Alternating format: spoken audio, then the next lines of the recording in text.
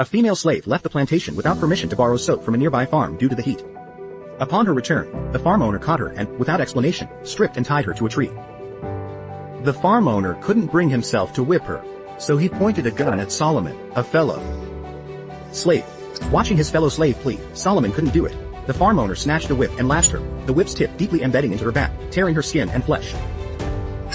Only when Solomon intervened did the frightened farm owner cease. Later, a friend treated the female slave's back, revealing no healthy skin remained.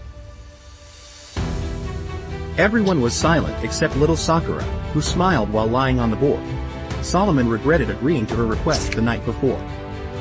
Following the incident, Solomon was more determined to escape. While running errands, he found a pen on a vendor's table. Coupled with the daily lunch knife, he now had a pen to write with. Solomon went to the woods at night to write a letter and secretly approached the white overseer who had helped him apply medicine before. He offered $4 earned from performing as a reward, asking the overseer to send the letter to the post office. If he couldn't do it, he asked not to be betrayed. Seeing Solomon's sincerity, the overseer agreed. They arranged to hand over the letter in 2 days. However, the next day, the overseer reported this to the farm owner, who called Solomon out that night.